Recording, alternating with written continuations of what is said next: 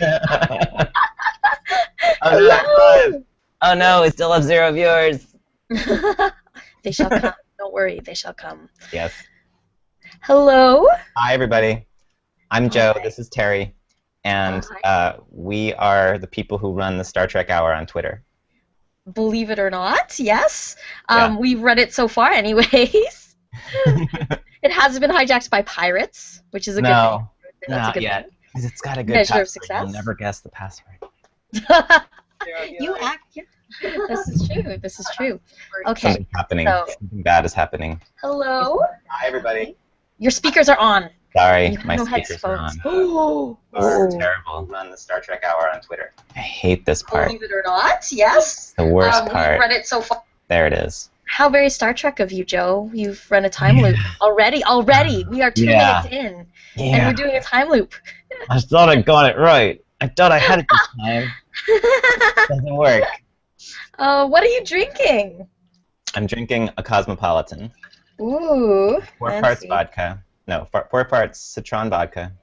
3 parts cranberry, but I put more cranberry. 1.5 parts something lime juice, and 1.5 parts what's that orange liqueur? Triple sec. Oh my gosh, jealous. And when I'm done, I have another one. Oh, What do you I've got a out of fun your- time in a jar. Jar. This is Old Smoky Tennessee Moonshine. This is the apple pie moonshine. I love it. It's so good. So good. It's cold in Canada, so we gotta drink the strong alcohol to stay warm, you know? Oh yeah, so I'm in California, Terry's in Canada. Right? And we've never met We because have never it's really met. far. We just talk on the internet a lot. That's like We have meeting though. Everything in Like common. we're only like this far away from having like holographic technology and That's right. That's right. that sort of thing, right? Probably. So The other thing I'm drinking is Water Joe, which is not because it's my name. It's because it's caffeinated water. And that's the that only is name that it comes in. genius. It They doesn't make stain my that? teeth. And I hate staining my teeth, and it's wonderful. I have it all the time. I order by the case. Oh my, that's I don't know. And I'm a I'm coffee happy to- drinker. I'm happy to like promote it Plug 'em, because plug 'em. I want everyone to get it so that it's in all the stores because it's not anywhere. You can't find it online. anywhere. It's really Jeez. expensive shipping. Oh my gosh. Oh my gosh. Well, that's you know what? I appreciate that, but I'm a coffee drinker myself. You love your coffee. I I know. love coffee. I love coffee. If there's coffee around, I will be like, "Can I have some?" Just a little, and then like wash my mouth. Just like I'm like the Janeway man. I'm always drinking coffee, and yeah. I love gotta that have- about Janeway. Yeah, I right. love that it was that they took that from like obviously British, not really French Picard, and said like, well, he loves tea, so He loves Janeway's tea. American, and she can keep that going, but it'll be coffee, and they'll make Well- a whole plot line about it. Jadzia loved Ractaginos, which apparently are very That's right. right. That's right. So The DS9 thing was all about the Ractagino, which was so Starbucks to call Right. it Ractagino. it's, like, it's Klingon Pick a coffee too. word and then say Gino at the end. It's crazy because of Starbucks. I love that. It's like on Kronos, the Klingons, that's where Starbucks went after they left Earth. Like the Vulcans didn't want any coffee, but like, oh yeah, on Kronos, all the Klingons love coffee. Well, you have to have the coffee for, you know, like Klingons have 2 hearts, their metabolism's like, you know, it's got to be strong stuff too. You know it's strong stuff. They have like They 2 just fall extra asleep. hours on DS9 too. No wonder everyone's drinking freaking Rackaginos or the whole circadian cycle is all messed up for it. So. Right. So, So how did you get the idea for Star Trek Hour? Because it was your idea. Well, sort of. First of all, I'd been participating in a lot of board game hours, which I love. I think they're amazing, Yeah. and I enjoy them. But I was just like, why isn't anyone talking about Star Trek on Twitter? Yeah. Which was like, whenever I throw something out there, Except for me. I thought, well, you. I'm always talking For about me, Trek. it was like you, and like I would follow you, and I would love it. It was like appreciation from afar, though, because it's like I love Riker Googling, and I love Picard tips, but like, they don't respond back because it's like Riker No, and Picard. You can't that's really. It's not the right place to talk about how nobody likes Riker, not even himself, because when a clone of him shows up, he hates himself. Like, nobody talks about that, right? Like, I'm just saying. it's So true. He almost gets in a fist fight with himself, and there's no point where he like. There's all those cartoons and stuff where the two Rikers are like, "So you want to make out?" yeah, And they're like, yeah, well, right. yeah. Yeah, right. Of course I do. We both know what's happening here. Right? So it's just so for me it's like I look at Riker and I'm just like, oh well, I want to talk about how nobody likes Riker, not even himself. And I want to talk about Not even himself. not even himself. And I want to talk about how like when genius Riker decides to steal a starship from DS9, he steals the Defiant as Thomas Riker. He can't even be bothered to shave or grow his own facial hair out for the heist. He puts fake What was with that? on, and then he What was that peels it about? off. Oh my god, I don't know. And it So was he- like, uh-oh, he's lying about something because he's got a fake beard. It's not really Riker, it's other Riker. And you're like, you couldn't just not shave for 3 weeks? Like, right, you're a there's secret no agent. commitment to the cause there. No, can we just talk about how uncommitted He to the Maquis still cause? has to shave. He's like, well, I'm not Will Riker. I shave. I shave. I just buy fancy fake beard pieces. I just replicate that. No, why would I grow my facial hair out when I can just Yeah. replicate it, right? So it's like Put it on every morning and take it off at night. I don't even think that's his real hair color. How about that? So I wanted a place to talk about this stuff like Mm-hmm. in like short bursts, like I mean, Daystrom Institute's super cool and like going on Reddit, but like it's such a rabbit hole too, I right? know. Like that's one of the problems is like you get in there and then you're like writing into your like 750th word of this, response as to why you think the holograms are always malfunctioning, and it's really like Right. some Reginald Barkley code that's still left in there somewhere. Like there's all of this stuff, and then you're just it becomes but you don't get a chance to push, and that's the one thing that I really like to do is to actually like you publish, you get it out, you say the thing you want to say, you just get it out, and then you see how the world reacts to it, and I think you appreciate that being doing the projects you do. Yeah. The Daystrom Institute's fun. It's one of the parts of Reddit that I actually will like post with my real name because who cares? And it's like some of the stuff they come up with is like I just put notes, like I take notes from that and I'm like, that's something Riker would Google. How would you do that? Or why wouldn't you do that? And like that's when I'm dry on ideas, it's a good mine for like people just brainstorming crazy shit about what it would be like to live in the Star Trek world.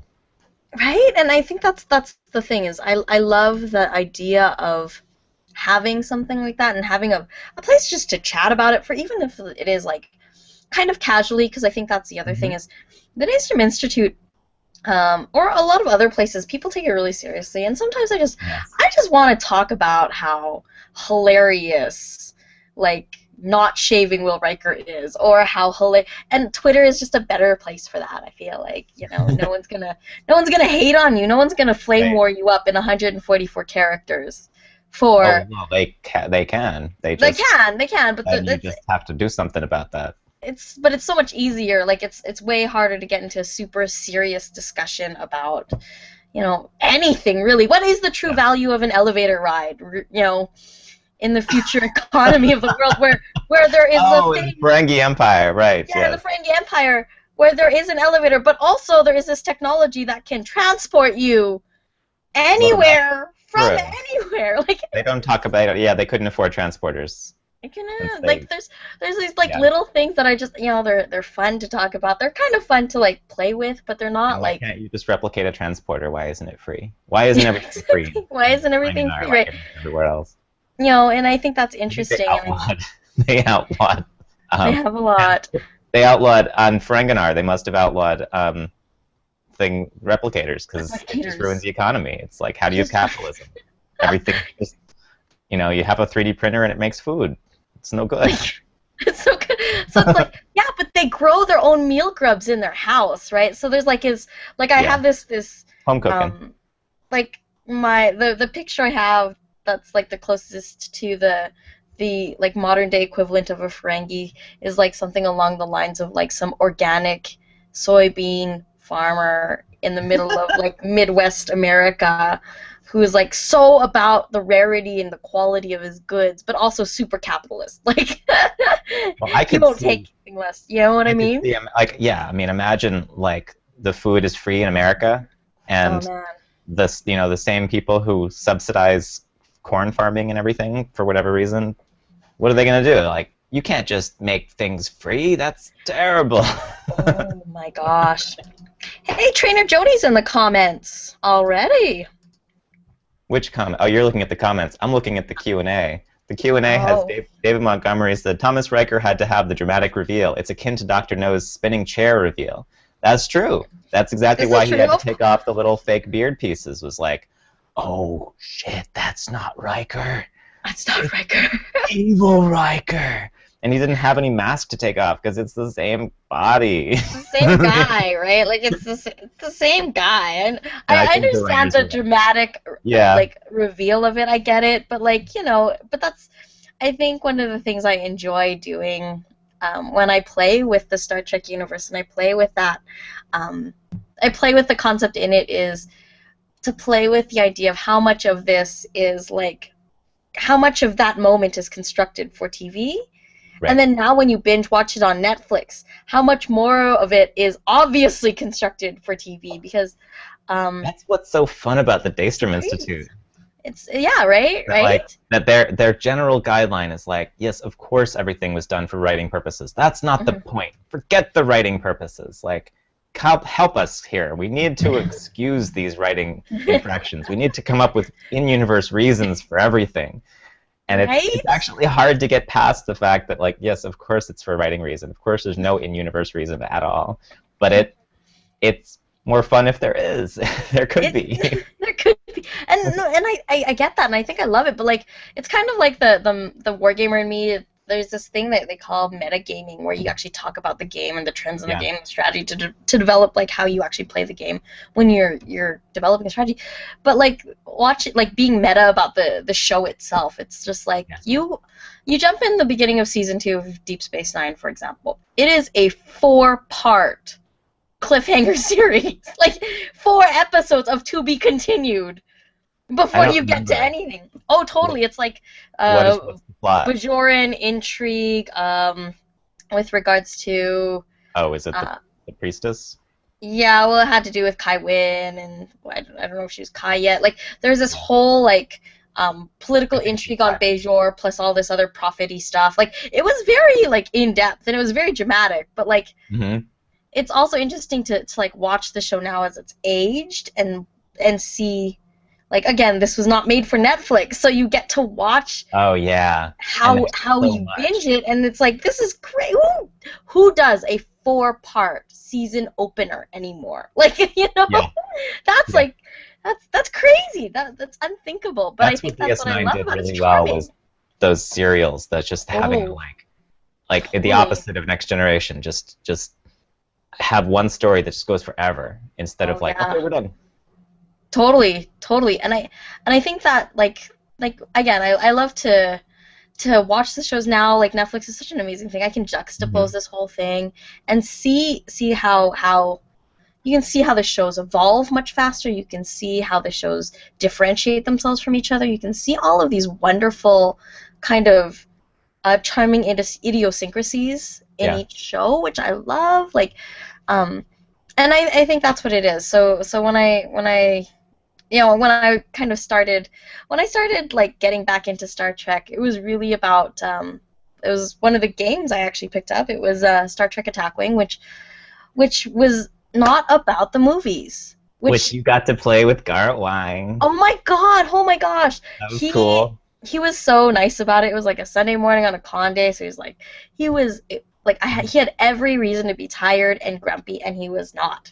And it was amazing. So I got to do that. I got to hang out with him. I walked him through the game. But like the game itself was just it's so charming, and you can tell that in the rules that it was made. It was in the like all the rules are made not by like a wargamer who wants to like create a perfectly balanced game. It's made by someone who loves the universe and wants to reflect the universe in a game. And so so I fell in love with the game that way, and I started watching all the shows again and then playing the game, and then it kind of just spiraled into me being back in it to win it with Star Trek. So I'm yeah. enjoying our format that we've worked out where, because like when we were talking about what do we want to do for this Twitter thing, my first thought was that it was more Daystrom Institute, more like pick a topic, talk about Klingons, talk about Wesley, talk about Borg, talk about something, talk about economies, and make it all very intellectual. And you had the good idea of like, no, let's make it a book club but for TV shows, and let's just talk about an episode, which is great because it makes me go watch, like, I was going to watch Voyager eventually again, but I've seen it over and over, but like how many other shows am I going to watch before I actually watch it? But the way we assign each other shows now is great because it's just like you get to dip into each of the shows that you haven't thought about in a while and just like see one of the really good episodes and then get to talk about it. It's one of the nicer ways to digest Star Trek. Well, I think too what makes it nice is that we kind of get to curate the shows for each other as well. Yeah. So it means that we don't have to put up with the awful shows, the awful episodes. Yeah. Just skip them, whatever. And there's those great lists now of the best Star Trek episodes, and I just skip all the ones that I'm like, no, that's not that good. No, you're wrong. You're wrong. You're wrong on that one. I can't believe you missed this one. I can't believe you missed that one. So yeah, no, I and I think what I like too is having you and working with you. Like, okay, so I'll admit, Voyager was one of the shows that I was just like, why isn't it getting good yet? Season 2, what? Oh, Kes. And I see Kes. Only season 2. And I just skip it. And I'm just like, oh, this is so bad. But she died at a young age, and she's magic and supernatural. And no, I agree. Kes isn't that great. Okay, we have questions. We have questions. Okay. So actually, some of them are comments because they're using questions as commenting, which is fine. Okay. So Peter Kleins, who has joined us many times for Star Trek Hour. Hi, Peter. He said, how dare you say fake beard Riker is silly? How dare you? To that, I know you're kidding, Peter, but to that I say that all Rikers are silly. All Rikers are silly. All Rikers are silly. Speaking of Riker, I showed Joe before we started, but I have my special Riker shirt. So is it number 1? It's Numben.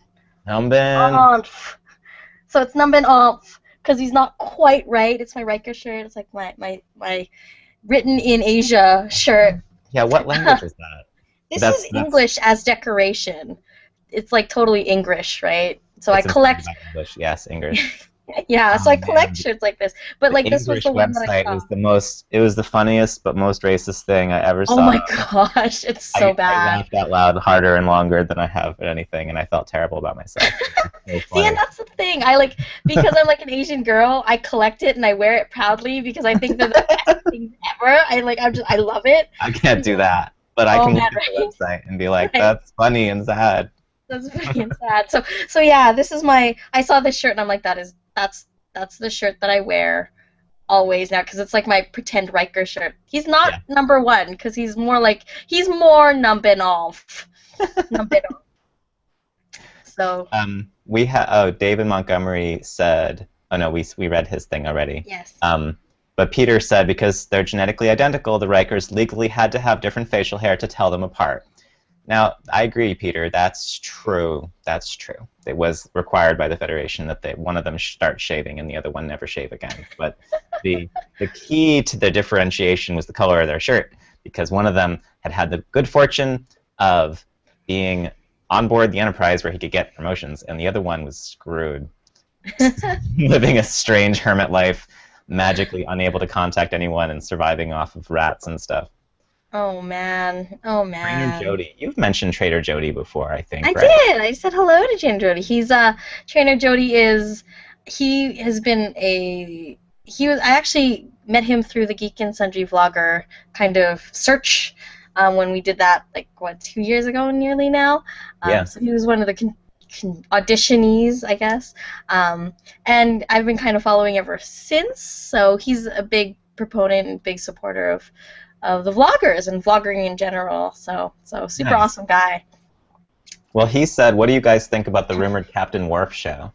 I think it's cool. I think it's a great idea. Yeah, it's cute, and it would be wonderful, and I'm glad that Michael Dorn just went ahead and said, like, I'm like all the rest of these Star Trek actors, you know, I don't have a whole ton going. I'm just going to conventions and stuff. But like, I'd be happy to do a show, and if I just keep talking about this thing, maybe someone will say, sure, let's do it.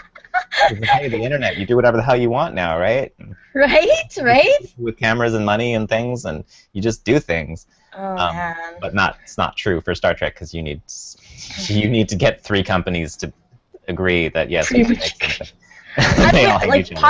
Part of me actually secretly hopes that what is it, the Star Trek MMO right now? Is it like STO? Star Trek Online? Mm-hmm. My hope is that they write and pick up like a storyline of a Captain Worf thing that happens, and you can like jump on and play on that crew, and like it's kind of, this is highly informed by my experience with how they extended the universe in Star Wars: The Old Republic. And I kind of want to see that with Star Trek. I really love seeing how, you know, I know they brought in a lot of the old actors from the shows onto that game, and kind of continue the stories that way. And I want to see it, but like the thought of it it breaks my heart. I love Michael Dorn so much too. Like Michael Dorn is the reason why I'm a huge fan of Klingons in general. Because he's so dreamy. When you're a 13-year-old girl, man, Michael Dorn is like so dreamy, right? Like, you know. So of course, but oh my gosh, it breaks my heart because I know it's not gonna happen for now, and it's just like, oh, why can't you people just get along? Do it for the fans. God damn it. They need I don't know. You need a hero like what they did to Battlestar Galactica, or what Disney's doing to Star Wars now. We need someone to just like, whoosh, this is what's happening, and it's time to freaking make it go. Speaking of Battlestar, I was playing board games with my friends at Netflix. I go once a week to play board games because I used to work there. And we were playing Eclipse, which I never played before. And someone decided, well, we're in a conference room, we can put movies on. Let's put some space shooty fighty movie on, because that's what we're doing in this game.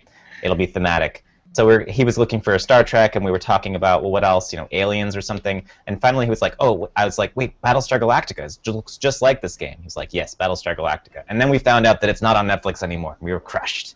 That Battlestar Galactica's not there. So he said, well, let's just play the other one. He played the 1970s Battlestar Galactica, which is weird and hilarious and like, it's just like, it's hard to watch, but it was just there on the background, and we're just looking up and talking about Face from the A-Team and yeah, the aliens and stuff. I didn't know they had aliens, but it's like it's a very different experience. And then it got me thinking, like, so that show kind of sucked and got rebooted brilliantly as in modern Battlestar Galactica, and the same thing happened, in my opinion, with Star Trek. That like, because someone said, you know, this Battlestar Galactica looks just like the original Star Trek, and I was like, yeah, it kind of does. This science fiction in the 60s and 70s, that's what it looked like. It looked like solid color walls, weird robes, big hair, just like feathered hair. Oh my gosh, like whoa, all the bronzer.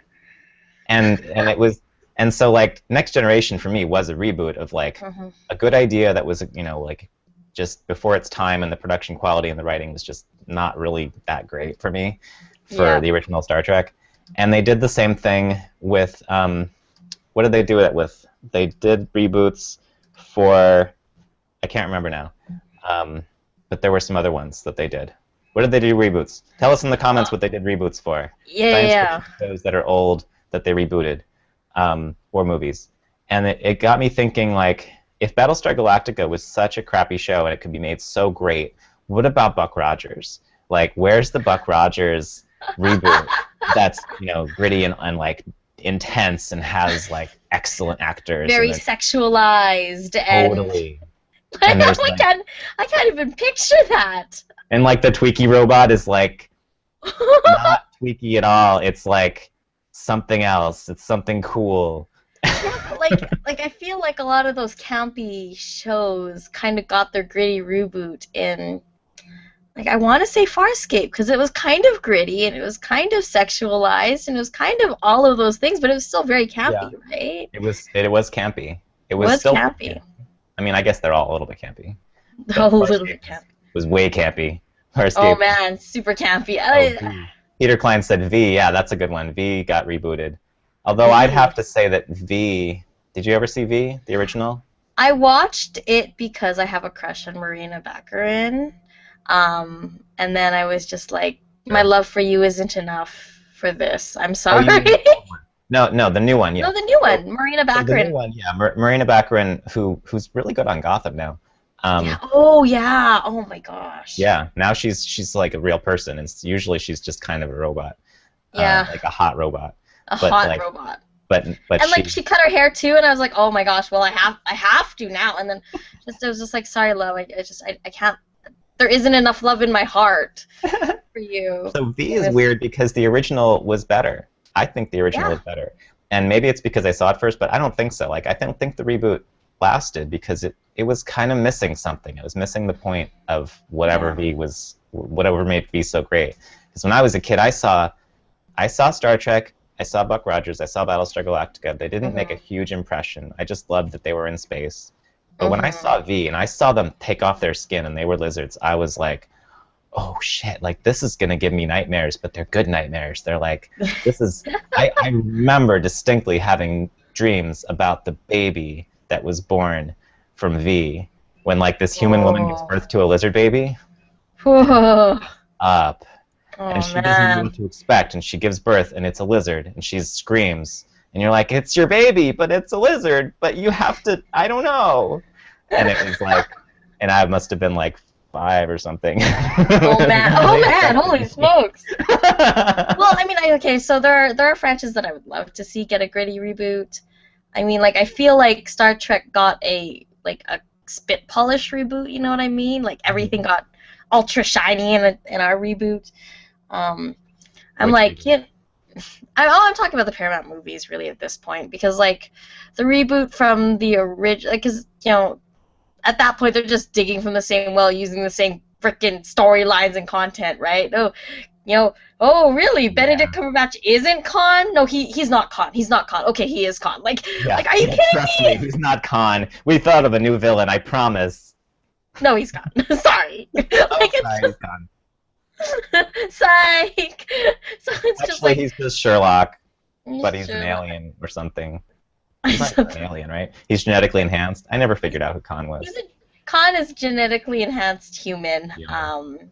Yeah. So, and like there was like, it's actually. So here's the thing. Here's the tie into something you might dig. So those people, the Khans in this world, and that is why genetic modification is not allowed. That's why Bashir was a big deal in DS9. Right. Was because of what happened with Khan, and then all these other genetic mutations that they had, like in the show with the weird, like, basically I kind of felt bad because basically they showed a whole bunch of people with like bipolar disease and autism. Like, that's what I saw when I saw. Oh, we should do that. Right?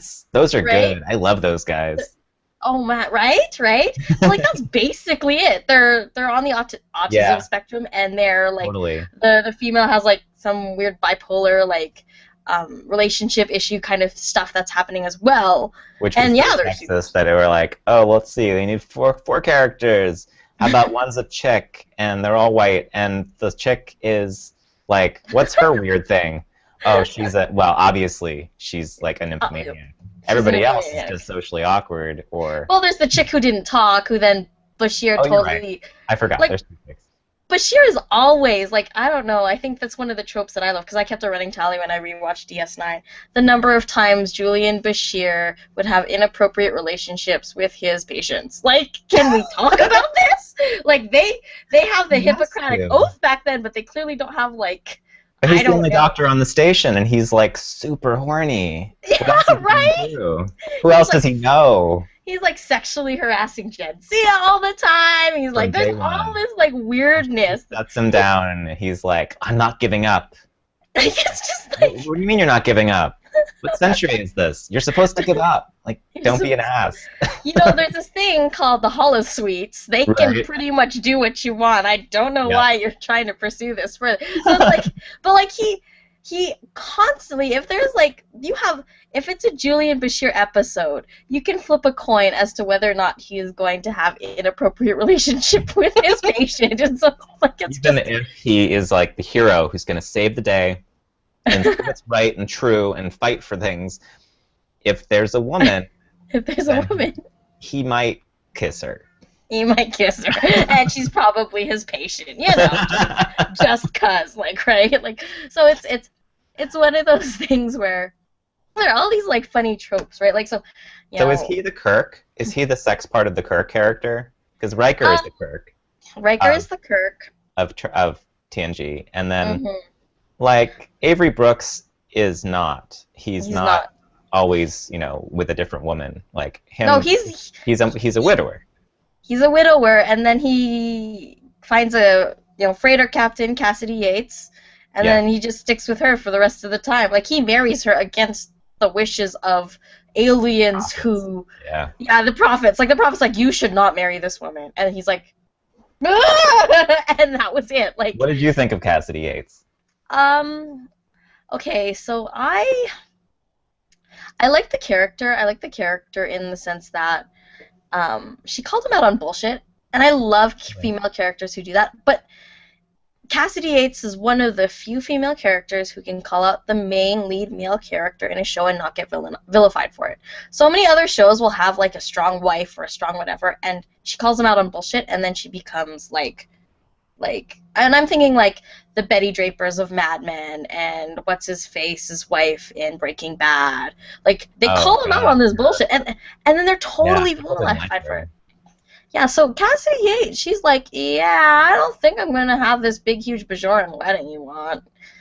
And like, she'll be like, you know what? Are you sure you're gonna do that? Like, she calls him out. She's not as strong against him because, like, obviously, Cisco is of very strong moral fiber, so he doesn't need it as much.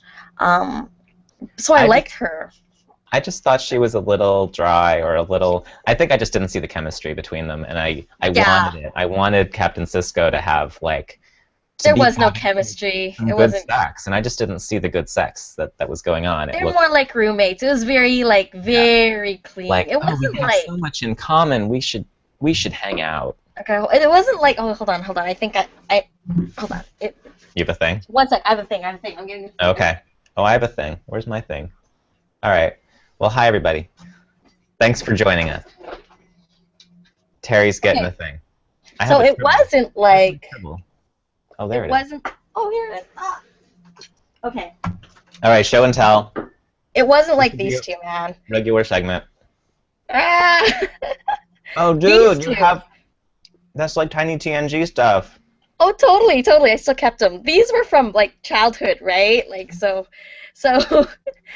But yeah, these two I used to play dolls with when I was young, and they had total chemistry. Like, we're gonna talk about chemistry, right? Like, you believe that like something untoward was happening while Dr. Crusher's husband was alive. Like, there was like or maybe he was pursuing her before they got married. Whatever, I don't know. Something there, right?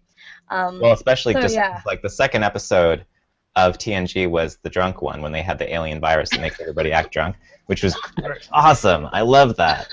And I love that they were like, and Data, it affects Data. Don't worry about it. It just affects Data. And like everybody's drunk, so we're gonna get to know what they really want. And that's what this episode is. Everyone's gonna reveal their unprofessional side on the super professional ship. Somebody and that noise that like Picard makes. Oh yeah. That Crusher is like, oh my god, I want to make a ringtone out of that. It's just so good. But yeah, like I remember watching that as a kid, thinking, what's happening here? And then I got older, and I would just make up all of these like dirty sexual innuendo based on like things that Picard would say. So like things like oh god, I'm just like I can't even think of him right now. you know, get on my number one, or um, you know, it's like basically stuff you would imagine on really cheesy Valentine's Day cards that they sell at like Yes, yes. Walmart, Which is but would what have people do pictures of now with every line yeah, from that Picard ever said. They put on the internet as an yeah, innuendo. Or as an innuendo, right? So it's like, yeah, it's just totally one of those like those terrible things. So, but like, yeah, you could. There was chemistry there. There's definitely Gates McFadden and they had chemistry, but Avery Brooks just, I don't know if there was like, I almost felt like he had more chemistry with Jadzia even. Like, yeah, they had weird stuff. The it two was of them. weird. It was like It it was would weird. read a little weird. Hmm. And so, but like I don't feel like there was really a, I don't know, a female who like you never felt like he was 100% in, and I think that's what kind of made him like a good Starfleet captain. Though it made it feel like, he was, there was someone who was like, and particularly for that character, there was someone Right. who he was there for. Actually, you know what? Now that I think about it, Mirror Universe Jennifer, the way he responded to that, like the chemistry didn't really have time to develop, but that felt real. Like when you'd watch him see her and react to her, it was pretty beautiful Hmm. actually. Yeah. Um, like it felt like that was the real relationship of his life, right? So, and then everyone else was just kind of like a eh, eh. Um, but Yeah. yeah, I didn't buy it.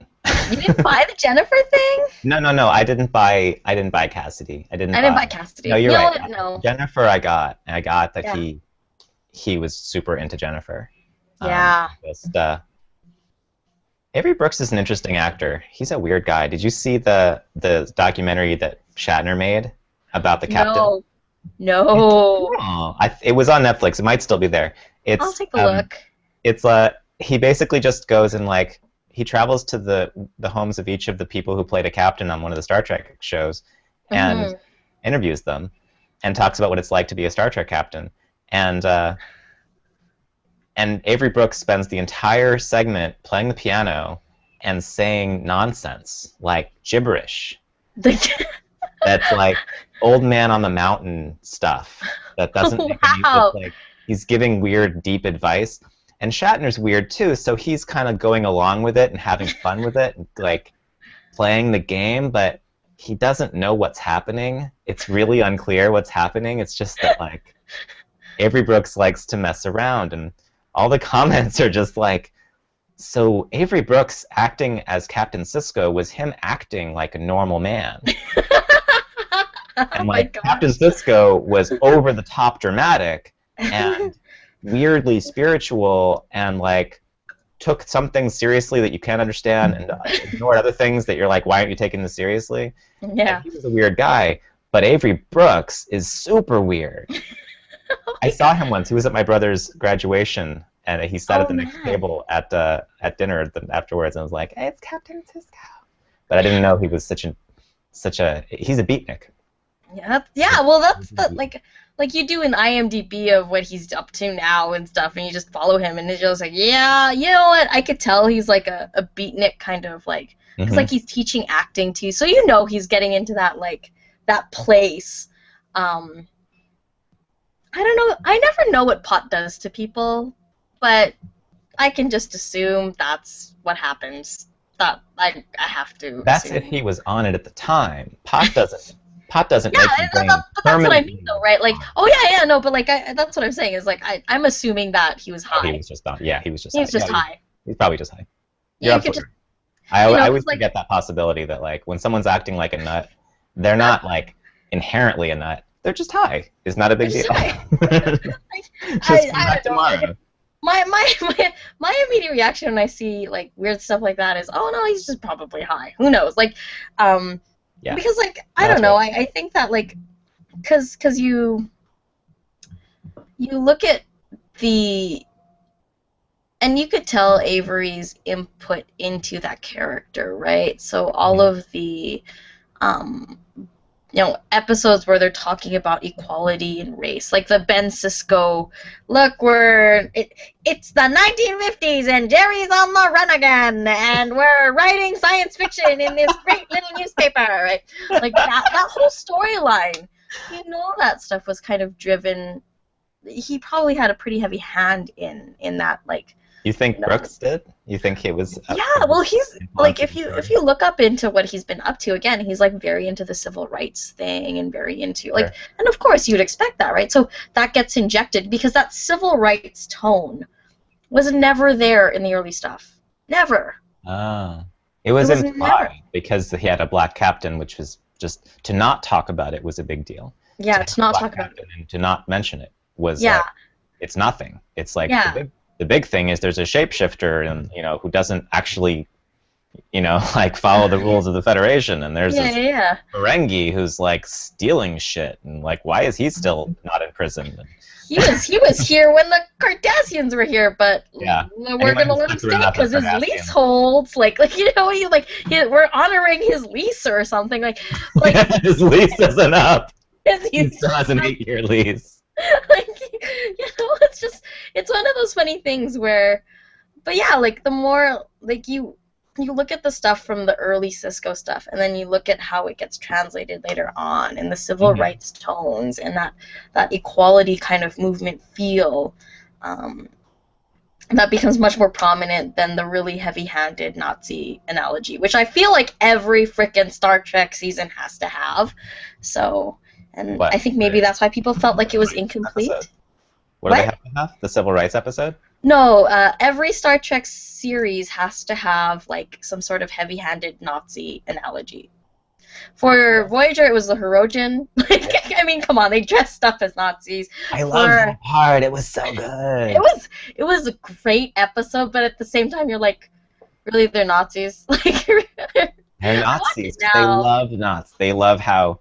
Yeah. It's easy to kill Nazis. That's why, right? That's why more Nazis have died in video games than ever have lived in real life, right? Like, it's easy to kill Nazis. What was so cool about the Hirogen and the Nazis was that they loved that, like, the Hirogen learned to be extra evil from the Nazis. They made Nazis. They're like, you know what? As humans go, these Nazis are pretty cool. I like the cut of their jib. They sure like killing people. And they recognize that some people are just inherently better, and I can respect that. And then, but the holograms are so real that like this Hirogen is like, I don't know who I am anymore. I'm starting to feel like maybe this isn't right. Maybe there's something better we should be doing. And then the Nazi hologram is like, let me tell you a story. just turns him around and is like, yeah, you don't want to think about good. Good is for suckers. Let me tell you how the world works, and then you'll understand what you have to do. And then he talks to the Nazi for like 5 minutes, and the Hirogen's like, you're right, I'm going to go kill Janeway. So good. It's so, like, that's the sort of stuff, though, I love. Like, I mean, like, because the Cardassians weren't Nazi enough. Like, that was the crazy thing. They were total Nazis. They were totally Nazis, but they were not Nazi enough. So what do? We make the Hirogen in a different show. What about, well, so what did Next Gen do for Nazis? I'm trying to remember. I'm just like, I think that was more of like because like they're trying to out-Nazi each other because DS9 was airing at the same time as Voyager. So like they're trying to out-Nazi each other at the same time. Okay, viewers, tell us in the comments, what did Next Gen do with the Nazis? With the Nazis? What was the most Nazi bit of the Next Generation? Naziest, the most Nazi bit, I guess. The Naziest. Well, I mean, I felt like I think what was interesting though is like sex was something that was like quite well explored, like relatively well explored. In what? In like TNG, like there was a lot of sex that happened in TNG, and yeah. I'm echoing again, I think, and I think that like Voyager, like that got killed, like no sex on this shit. No sex? Well, but that's why it didn't do well. And then they were like, we need to fix this. what's missing? Oh yeah, sex. And then Chakotay they're like, Chakotay and Seven of Nine. Yeah, let's that'll work. let's get them together. And like, well, first of all, like, let's get Seven of Nine. You know, like, we forgot to put a space cadet in a catsuit. Let's put one. And Well, they fixed that for Enterprise. They learned their lesson. yeah, Like, in the first episode, they're like, yeah, you know the super logical first mate? Let's do that again. Only this time, put her in her underwear. That'll work. And have her rub lotion on someone. excuse me, that stuff is a medically Yes. prescribed. Oh yes. Necessary, medically Absolutely. necessary. Okay. They would have died of radiation poisoning if they didn't rub that all over their shoulders. Look, thank God Trip was willing to take it for the team, because like Poor Trip. poor Trip.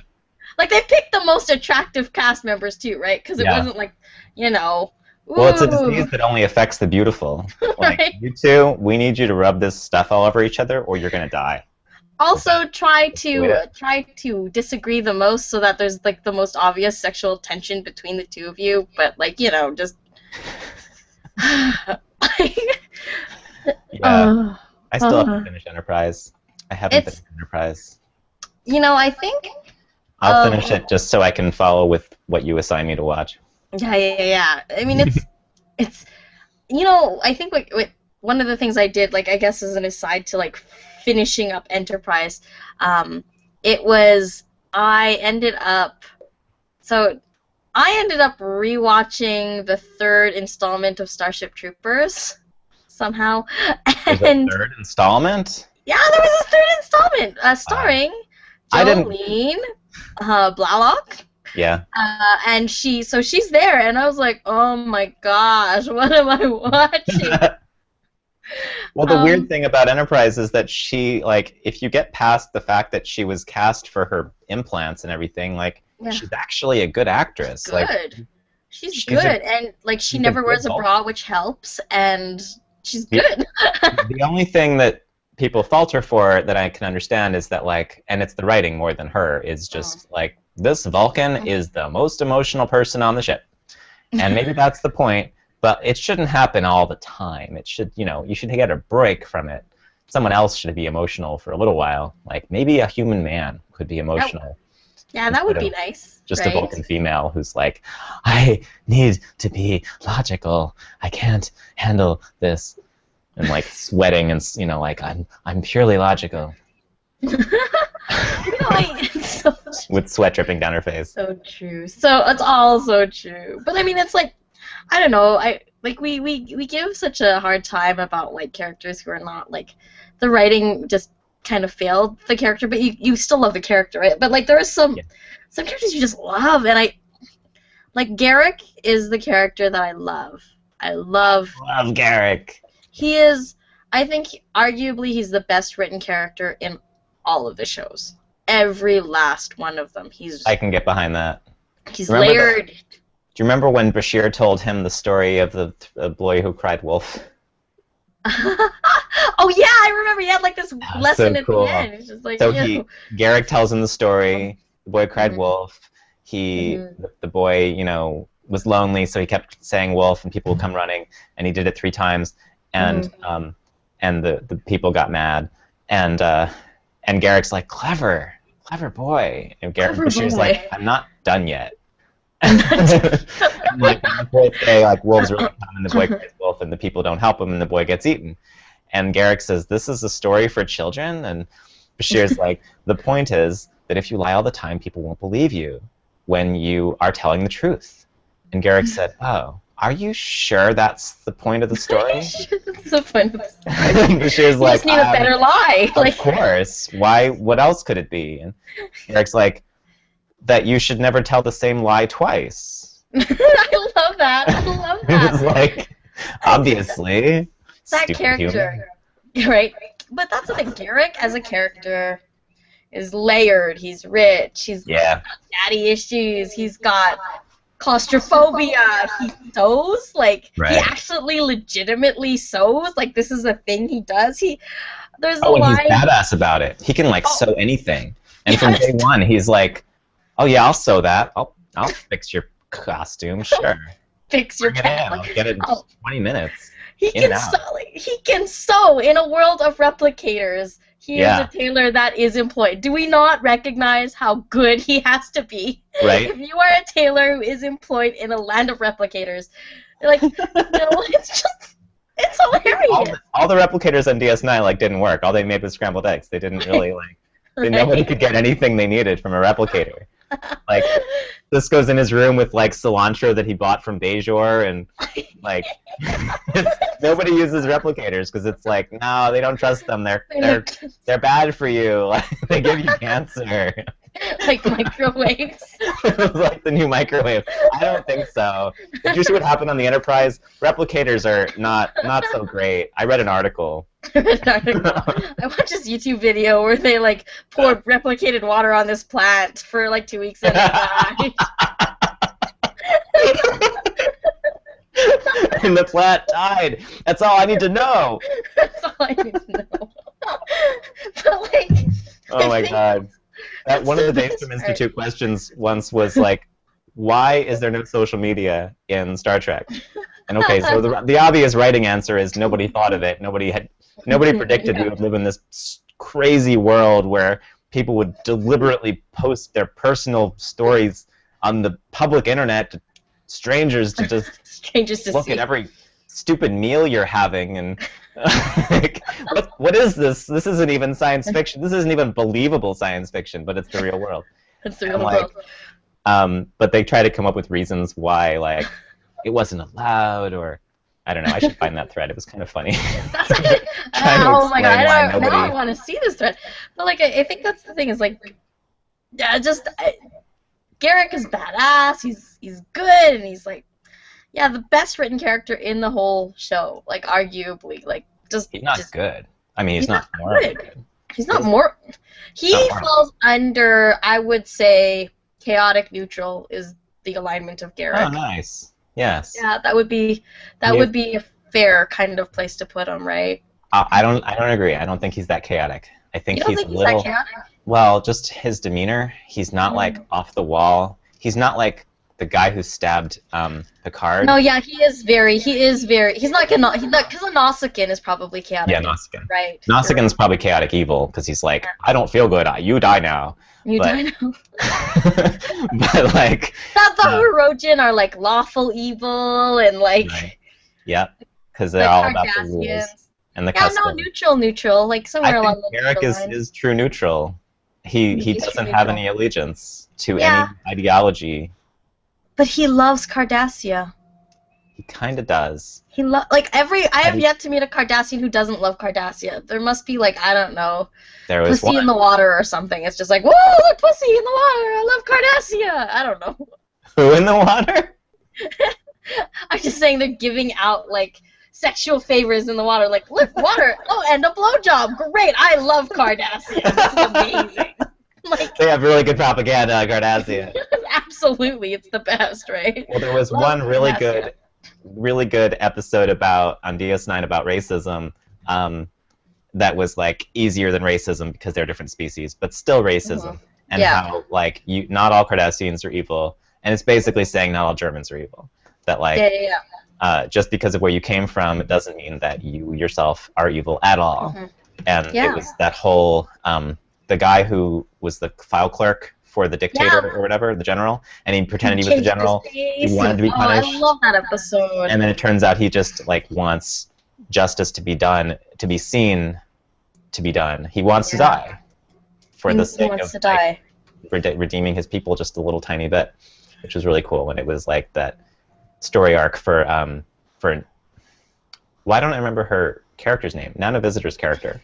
Oh, that's Kira Nerys. Kira Nerys. So Kira Nerys, it's her turning moment when like the guy gets killed by a terrorist, by just some violent Bajoran, and she's like, no, it's not enough that he's Cardassian. That doesn't mean he deserves to die. And that's the first time she's ever said anything like that. And then she's best friends with Gul Dukat's daughter and everything. Yeah, and then she like adopts a father from Cardassia, and she goes really Yeah. soft. Yeah. She goes super soft, and I feel like almost that transition to how soft she is to Cardassians is lost. Unlike the transition, like when Miles O'Brien goes soft on Cardassians, that's kind of a big deal.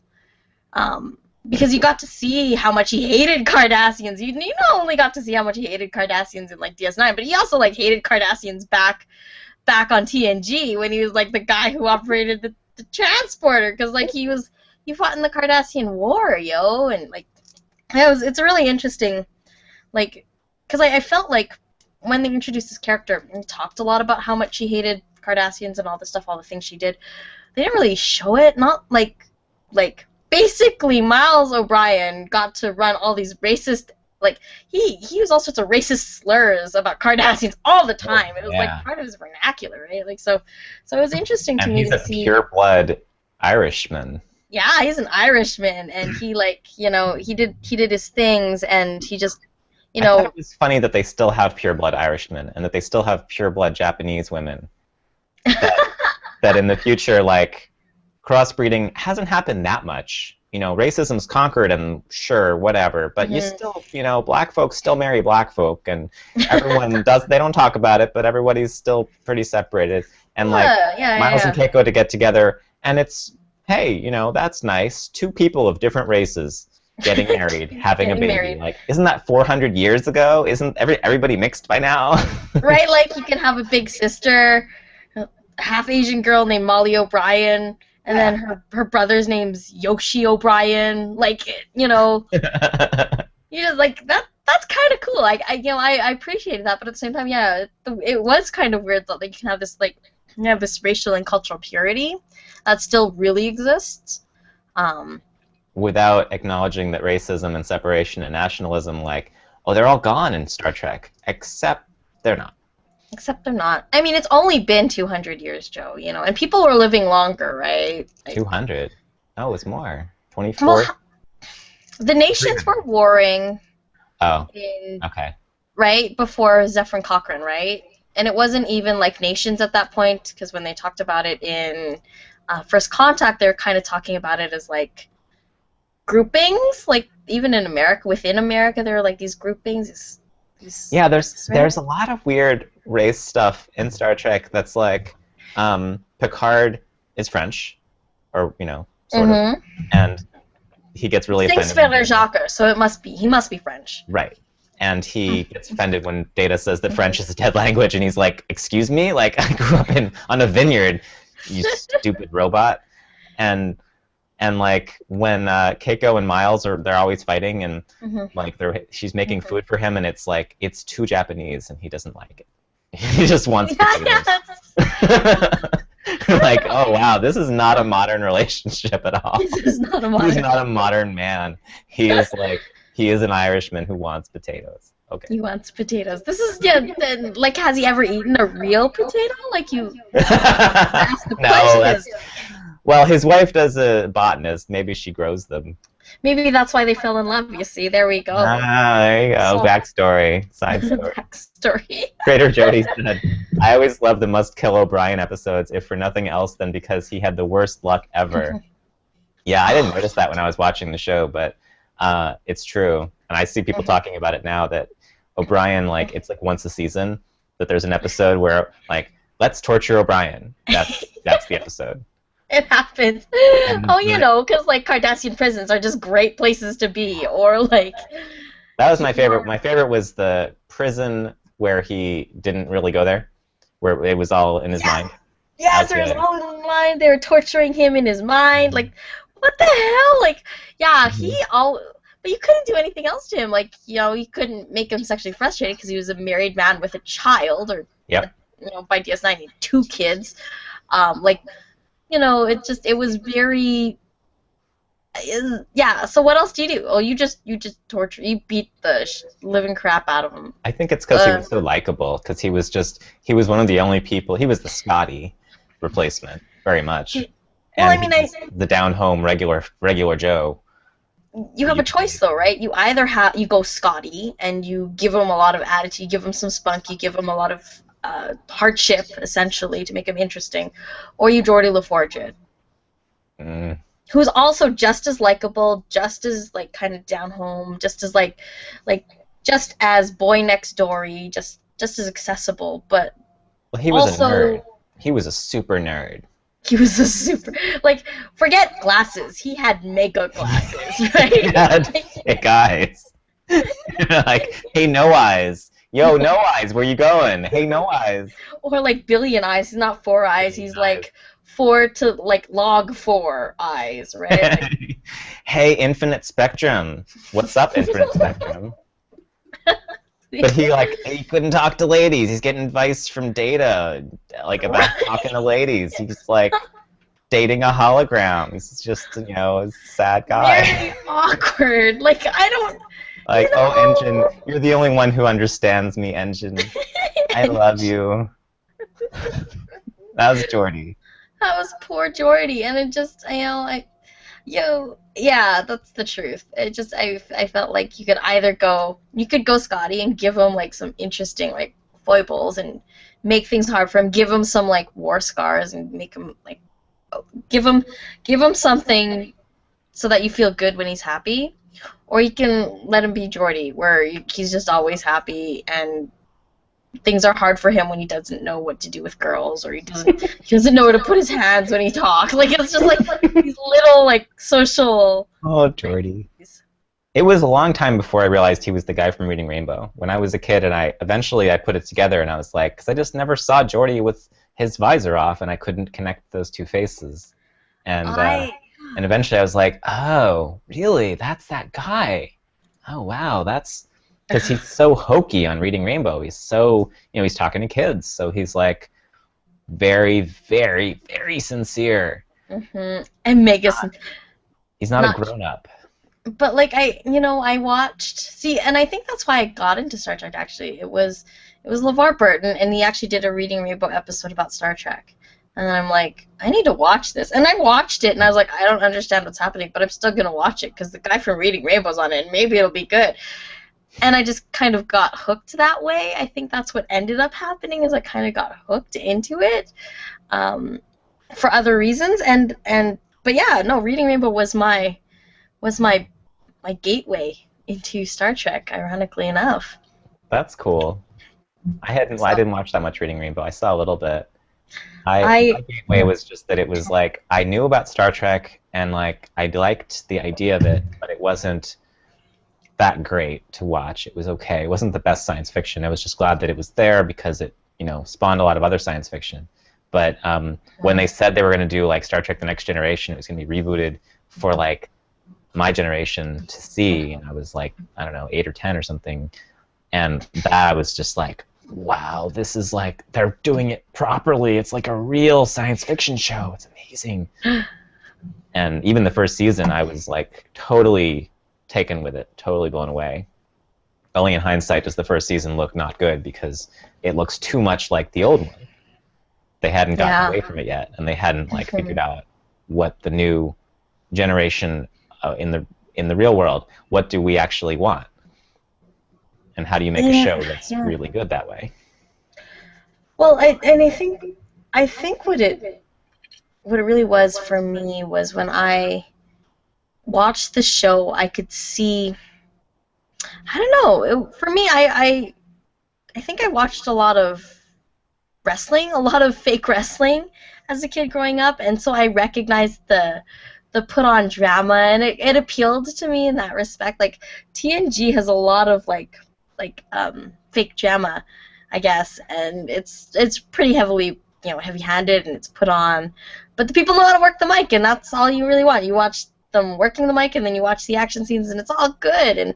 And I like TNG had enough of that for me. Like, I watch it now and I laugh, but like there is this thing that they do in the early TNG, which they kind of got rid of later, fell out of favor, in favor of like doing Tai Chi essentially to do exposition. But for a while there, they did exposition in the phaser like target practice, which is really weird to me. Like there was actually a place on the ship where they would do target practice with their phasers, and they would do do their exposition talking points there. You mean Picard and Riker? Yeah, Picard and Riker. Yeah. Like, because that would normally happen in the ready room, but like all these like little tropes that you'd see. I think there's one now. One of my favorite things is there's this video compilation of Riker sitting in a chair and just watching Will Riker trying to sit in these chairs. Like, Riker sits down and like which was Will Wheaton confirmed on Reddit that the reason was that he had a bad back, and that was how he had to sit down. That's how he had to sit down. And I mean, it's these little elements there that kind of just make it interesting, make it cool.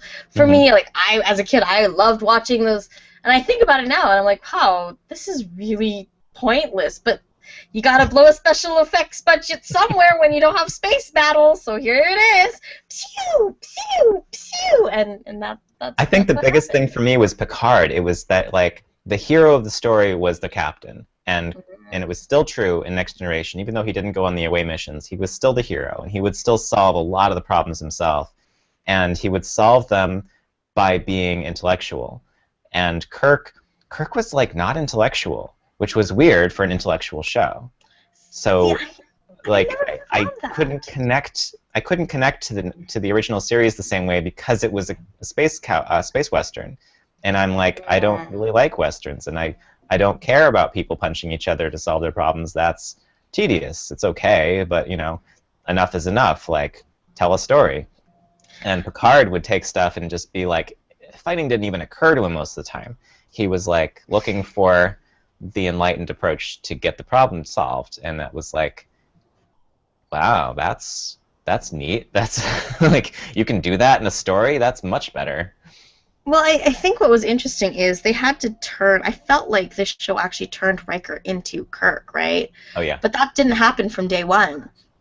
Like, they had. You watch the early stuff again, and you watch it from the lens where Picard is Kirk. They're trying to mimic a lot of the things that Kirk does. It's the same reason why Picard still has that sexual kind of bravado air about him in the writing, which Riker does not have early on. And what Riker has early on, it's kind of remarkable. You watch season 1, season 2 of TNG. Riker is a better, more reasoned, more diplomatic, more. He's the perfect first officer, whereas as the show goes on, he's the one who stumbles. He's the one who says we should break the Prime Directive. He's the one who becomes more emotional, less reasoned, less competent. Yeah, he actually devolves, essentially, to become Kirk. He becomes Kirk as the show goes on, and there's an interesting flip there because you still. Well, I think they turned Picard into an intellectual because Patrick Stewart just has that gravitas, that air about him that, like, no, he can solve all of the problems with his brain. He doesn't need to go on all the missions. But, Riker does need to go on all the missions, and he does need to screw every female or somewhat female, or, like, there's an episode where he tries to have sex with an alien race that has no gender. I know. One character they never explained as female, and that's enough. Like, it's just And they never talked about, like, it's only recently that, like, I've become familiar with the concept of, like, the separation between gender and sex and how that's a thing. That's fine, and how you can just choose a gender, and, like, it can be psychological, and you can just or emotional, and you can just, like, feel like that's your gender, and then that's your gender, and if society doesn't, it's a problem, but, like, it's still your gender. But your sex is something else. Your sex is like it's a cosmetic, and it's a medical thing. It's a detail of your body, and like, that separation didn't exist yet in my mind, and I don't think in most people's mind. And it was to have an androgynous species, and Riker, did he fuck her? He kissed her, that's for sure. Like, he went after it. Like, and I mean, I think that's the thing that's just like, Riker, season 1 Riker would not, like, ever think that's okay. He's too diplomatic. He's too competent. He's, like, he goes on this freaking Klingon ship in season, like, 2, and he's good. He is remarkably good. He's diplomatic. He's competent. He is loyal. He's able to make 2 oaths. One to Starfleet, one to the Klingons. He doesn't break either of them. Like, it's just, it's very well done. And you never see Riker, like, that's Riker at his peak competency. And as the show goes on, he becomes more bumbling, more of a clown, more of that, because I think the show recognized it needed that too. It needed an element of instability. It was and the I beard. think it was the beard. It was the beard. I think it was the beard. I think his turning point was there was a episode in season 2 where Q offers Riker the powers of a Q, right? And Riker does all this crazy shit, and he like loses his head, and then that's when they're like, that kind of actually works. That might be the way to make this character like interesting and make them someone who can drive plot or do whatever else. So that's one thing. Yeah, and he's a character that he becomes a character, and Picard becomes the boring one. Yeah, he's still phenomenal in what he does, but he's not usually the one causing trouble or at the center of the trouble. Well, and I think that's why they're able to try to take both of those elements and put them into Sisko. Like, you can see the evolution of the captain, from Kirk on one side of the pendulum to Picard on the other side of the pendulum, and they tried to find and marry that kind of. You can have a black captain who's intellectual, who's thoughtful, but he's a wartime captain, so he's also decisive and action-driven. Yes. And what does that look like? He punches Q in the face, and like that's like the best moment ever, right? Like, come on. And no one ever tried that. Q has human form. No one ever tried it. They're like, oh, he looks human. What happens if you do this? It's great. And Q's like, ow. Oh, I get. What did you just do? And I mean, I think that's what's interesting is you have these like little elements within like the evolution of that captain, and you see Avery Brooks, and you see how he's kind of the best, most interesting elements of both. Instead of having an intellectual captain, you have a spiritual captain. What does that look like? Someone who resists on that front as well. He resists that spiritual nature, and he resists all that to a point. But he's also like emotionally broken, and he acknowledges that. And there's all of this really interesting kind of, I think a lot of that was the fact that Roddenberry had passed away, and the writers were like, okay, what can we do now? What are we allowed to do? Roddenberry never would have allowed us to do a religious leader. No. A Starfleet leader, but like we could do that, and we could have interpersonal conflict between the characters. They could hate each other. They could have greed, and they could have lust, and they could lie to each other. Wow, cool.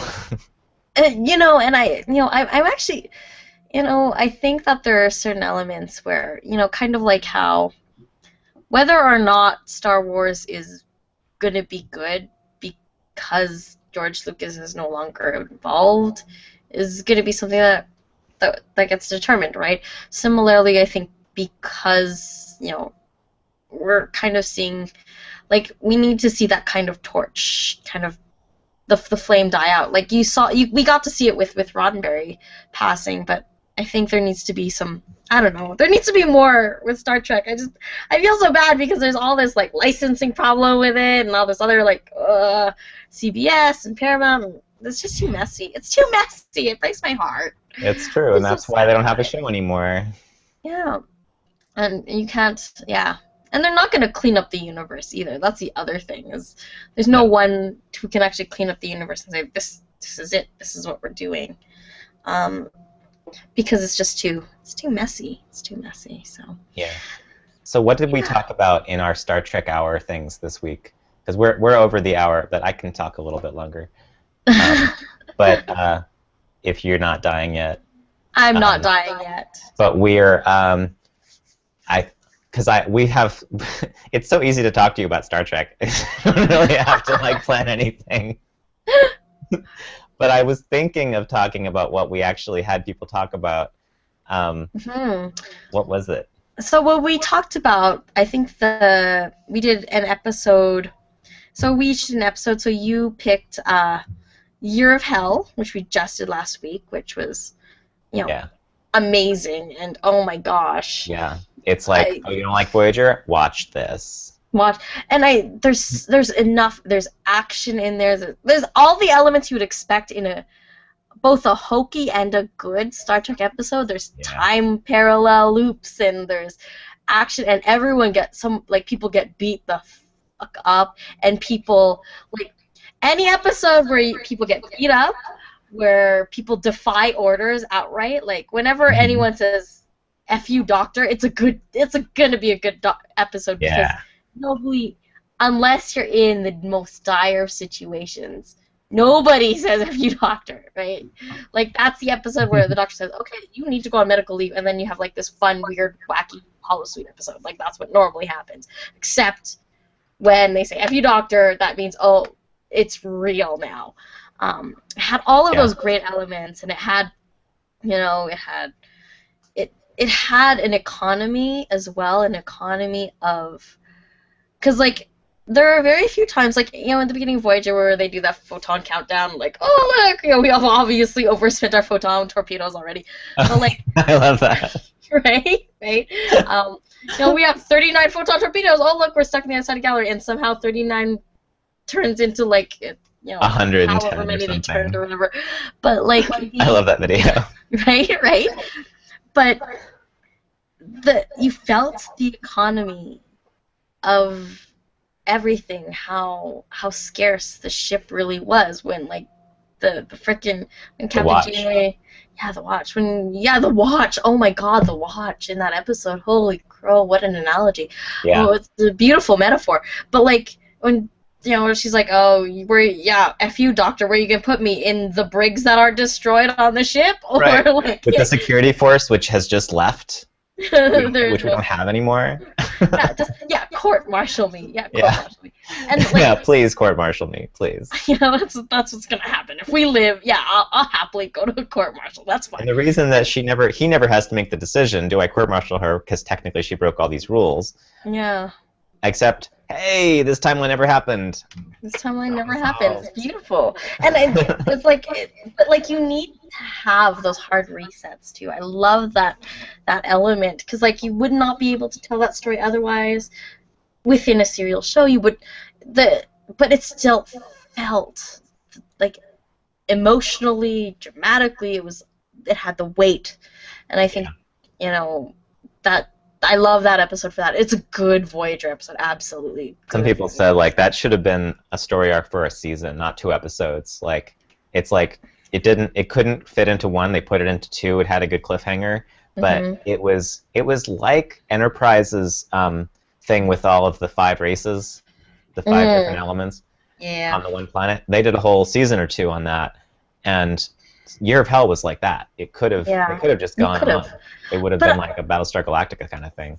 Yeah, but it would have changed the tenor of the show, though. And I don't know if Star Trek was. You couldn't take it all back. If you did a whole season, you couldn't say, it never happened.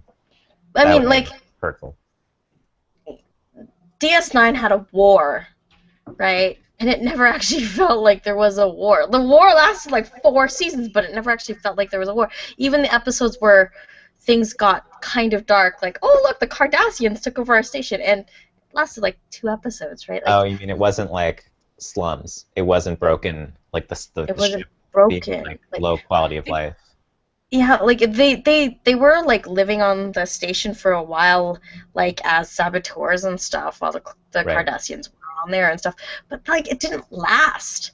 It wasn't like, hey, so this used to be a show about this crew who are on the space station and now have become, like, rogue agents within the station. No, it's just like they were rogue agents for a couple episodes, and now it's back to normal again. Things are still weird, but whatever. And I think that I don't know, like, because at that point you are really dealing with Battlestar Galactica, and that show is emotionally exhausting. And, well, like, Battlestar is depressing because it really is war. Because they really it really have is war. And They really always have nothing. too tired. You always feel the economy of everything. But how do you have a show set in a universe that has no hangovers? Because alcohol isn't really real. with holo suites where you can have whatever weird sexual fantasy you want programmed in. Right. Yeah. And like make that universe real at the same time as having, you know, the weight, the emotional weight of that show. You can't. So Yeah. It was lighter than some war shows. It was heavier for Star Trek because it had some war. It was heavier for Star Trek, but it wasn't. But it wasn't Schindler's List. Yeah, it wasn't Schindler's List, and I don't think it. Whenever anyone asks what fictional universe I want to live in, it's always Star Trek. It's always Star Trek for so many reasons. Which just happened on the Geek and Sundry hangout. Yeah, they said, "What fictional universe do you want to live in?" It's always the same one. Let me give you a hint. Give you 3 hints. One. And they're like, "It's Star Trek." It's Star Trek. It's Star Trek, right? Like, I mean, come on, you know. But it's just because the universe is so. It's idyllic. Even when it's ugly, it's idyllic, and even when it's imperfect, it's still wonderful, and it still feels like a place I would want to live. There is nowhere. Yeah, like Voyager. Like Voyager. Year after year, they never get into like, you know what? I don't wear my uniform anymore. Yeah. I don't shave. I can't. There's no one to date. I'm just gonna live out my life on this stupid ship, and I don't care about my orders. And I resign. Okay, I resign. What do you want me to do? Like no, it's like no one does that. They're all like they're all clean. It's like Cheers on a spaceship. That's what it is. And they're like they act in like year 5. They're still talking as if like these are Federation rules. And we follow these rules. We follow these rules. And this is part of society. I'm like, what's society? There's like 10 of you. This is like Lord of the Flies. Make up your own rules. They have all these children running around the ship. And I'm like, that's the other thing. It's safe enough to have kids. Mm-hmm. This is a universe. And Gene Roddenberry, like, say what you will about whatever he said, it was important to him to have children. Mm-hmm. On these ships and in space. It had to be a universe safe enough where you were like, I'm going to procreate because I believe my child will live a good life. And as a parent, that's especially resonant to me. Like, you know, when I think about Naomi Watson on Voyager, and like, she was born on that ship. And like, you know, or Naomi Wildman, she was born on that ship. And she was the first one from the Alpha Quadrant born in the Delta Quadrant. Yeah. She was the first one. The only. And to me, that is beautiful. I think that there's something interesting, and there's clearly something worth. Like you're abandoned in the middle of space, and still you choose to have a child. There's something beautiful in that, and I think that's what's interesting. Why wasn't the first series? Why weren't there any children in TOS? I think it was. I didn't see any. I think part of it though was the fact that they were just launching people into space at that time, right? Like really, they weren't thinking that far. They weren't thinking weird enough having one alien on the ship. Yeah. It wasn't like they were still conducting it like, you know, this is a 2-year mission, right? Like, do you remember, like, this is, you know, the Enterprise is going to go for this, like, it's a very short mission. It's like landing on the moon and then coming back again. Like, this was kind of how they foresaw space travel back then. So I don't think that, like, as a reason where the writing was like that is because it was like that.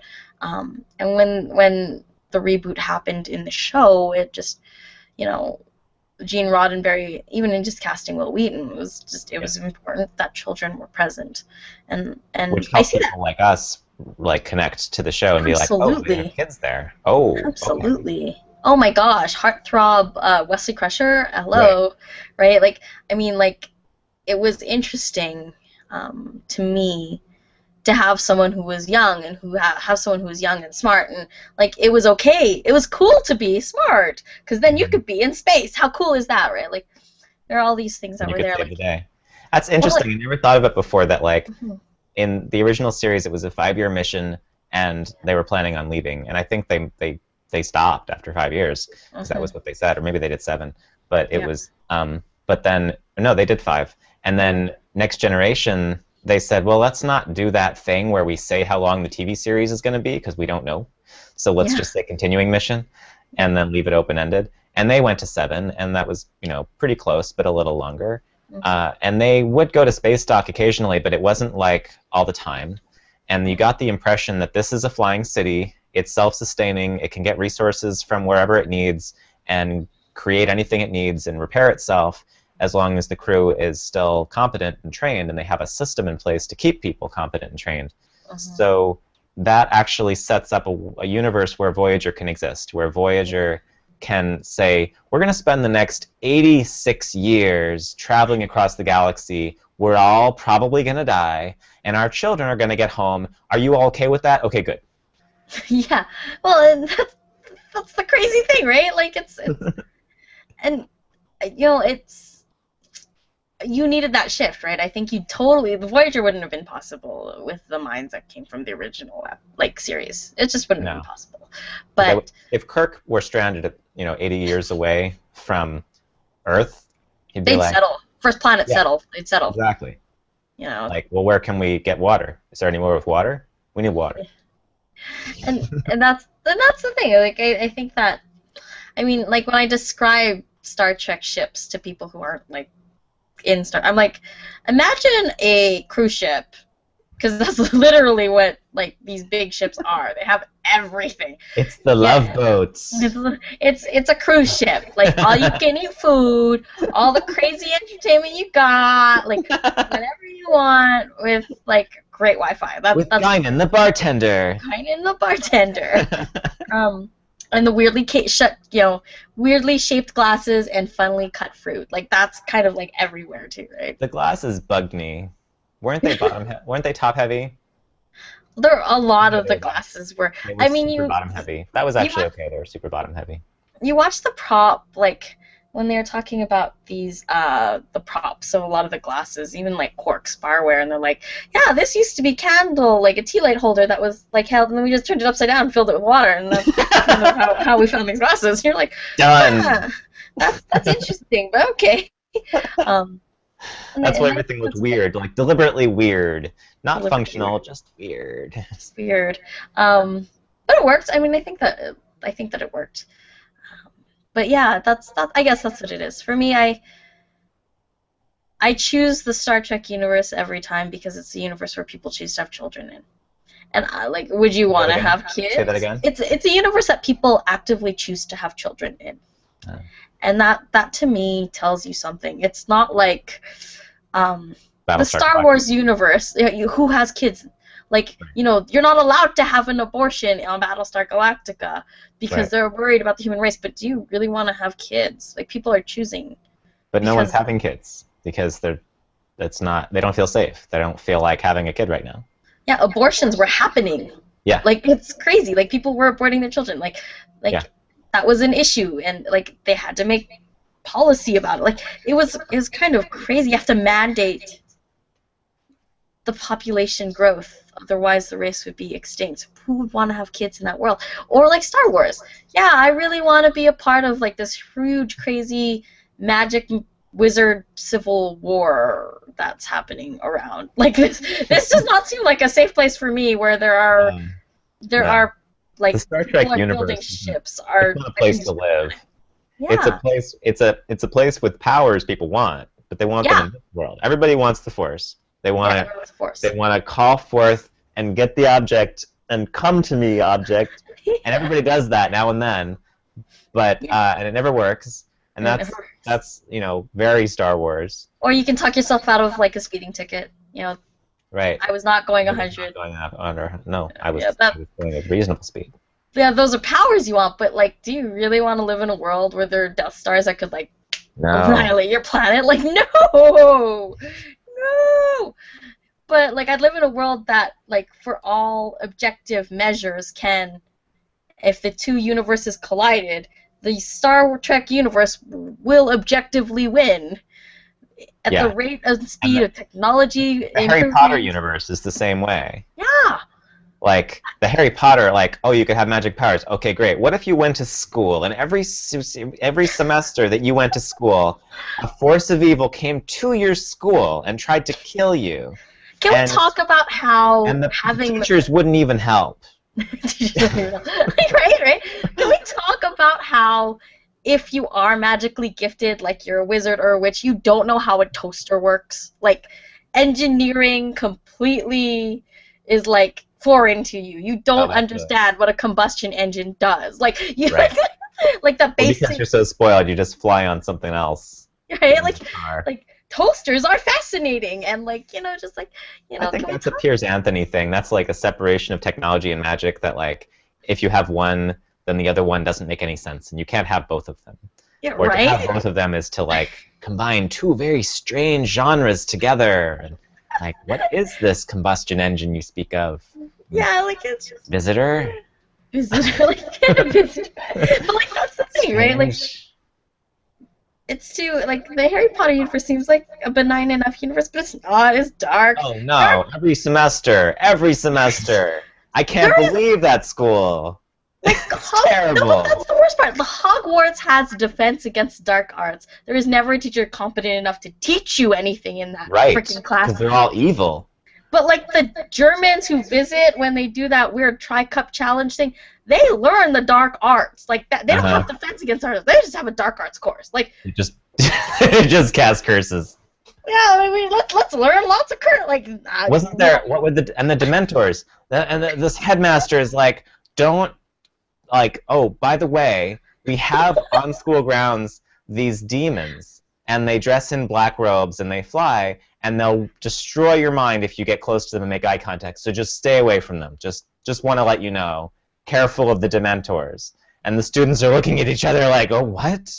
There's Dementors on school grounds? And nobody says, excuse me, sir, why are there Dementors on school grounds? And shouldn't we move the school to somewhere that's Dementor-free if we're going to, like, have 10-year-olds running around? Just a thought. like That troubled me.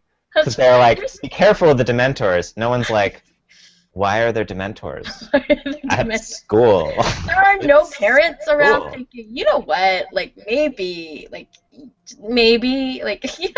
don't know. Like it's, Well, I understand signed if like they came from somewhere else, they're like the local drug dealers, like at your school, like there's drug dealers, kids, careful, don't go outside without an adult.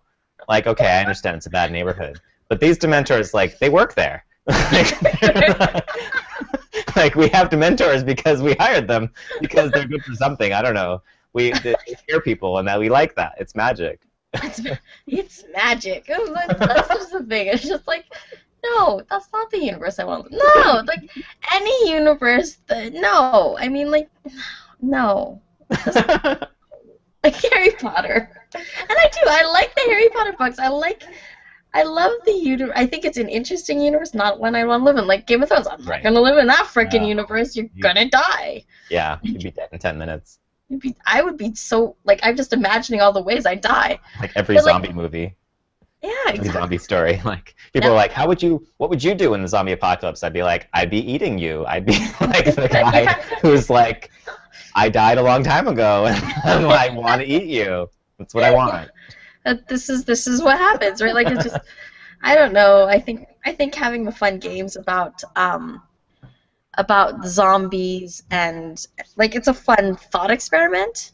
Yeah. But yeah, no, I'm not. I'll choose a universe with hangover-free alcohol. You get drunk enough that you feel good, but you don't get sick.